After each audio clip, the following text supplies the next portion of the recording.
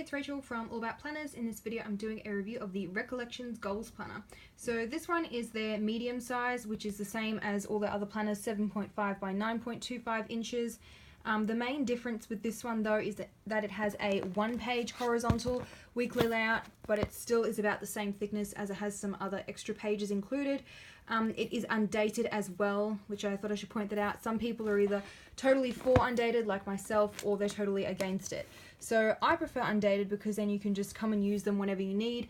I tend to use a different planner each week, so some weeks I'll need more space and I'll use a 2-page spread. Others I might only need one, and then I would go to a planner like this one. So you're not like wasting any weeks, you can just stop and start using it as you need. So the main thing that I like about this planner, apart from that it's undated and one page, is that it has really nice colours. So some of the Recollections planners don't have that great a colour scheme. I did a review of the horizontal, which was the only one that I was able to get at the time, and the colours of it aren't very nice, whereas this one has this really pretty pink, like mint and purple continued throughout. So like I said before, there's lots of extras pages with this one. So you've got the initial goal setting pages. It also has the short term and long term, which is good because most planners don't include that, and I like to keep those separate because you obviously need more space for the long term. Again, undated, so start it whenever you like. I do really like these lists, and you could use them for anything really rather than just the months of the year, because it's undated and it's blank. You've got the flexibility to do that if you want to. More goal setting pages. I'm grateful for some graph paper. And then I really like this design up here with the, you've got the popper color up the top, and then it's all functional down the bottom. So it's not boring, you still get a bit of color on the page. This motivated page, not really sure how I would use that, but it's there. And then bucket list, some notes, and then the dividers are different throughout. So it's got this sort of watercolor theme. And then we go into the actual monthly planning. So we've got the goals for the month, and you've got 10 goals. There is plenty of space to write.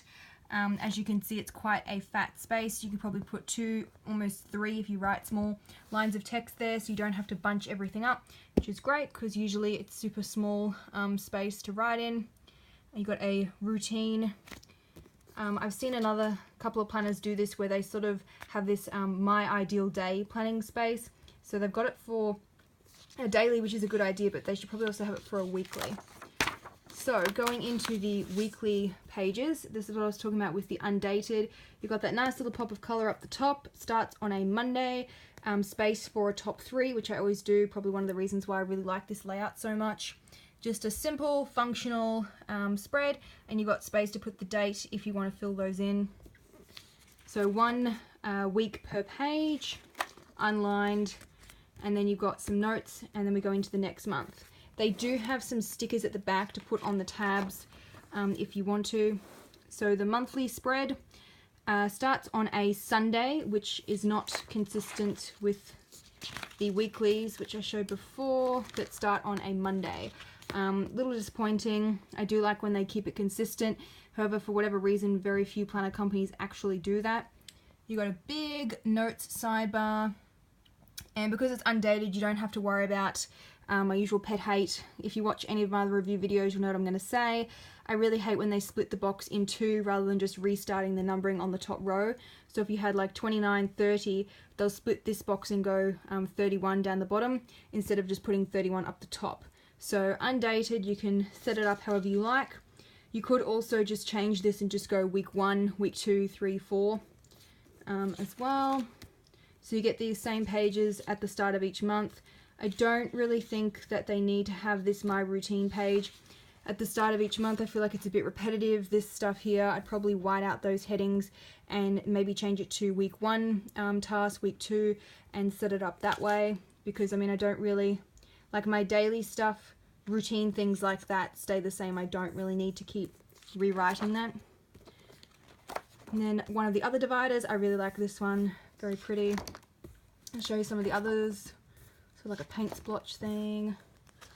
Going to the next one. Quote.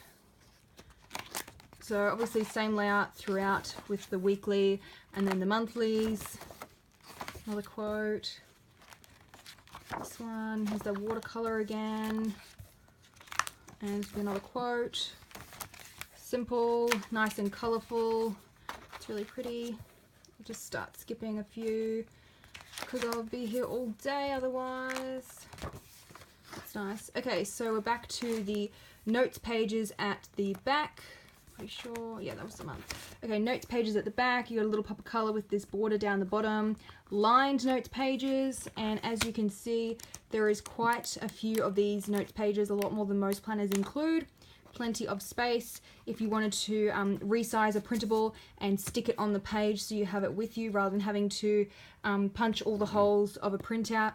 Just cut it to size and glue it. That's what I sometimes do with these extra pages. And then let's go to the stickers. So on the monthly calendars, you can stick these ones if you don't want to write them out. It's all pretty coordinating colors with the rest of the planner. And then you've got some quote stickers, some little stars, which I'm not sure I would really use. It seems more like teacher stickers, like encouragement ones. The usual functional ones, similar to the Erin Condren, only these ones are goal oriented.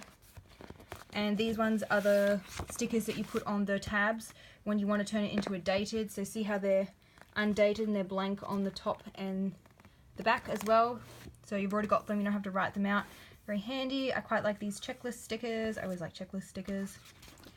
And then you have a pocket folder, which is quite roomy as you can see. And it is double-sided. Now, coming all the way from the US to Australia, this did get a bit squished when it arrived. It was all creased. I still haven't been able to flatten it yet. I need to get some textbooks and lay it out flat. The inside cover is different to the front and the back. I don't know why.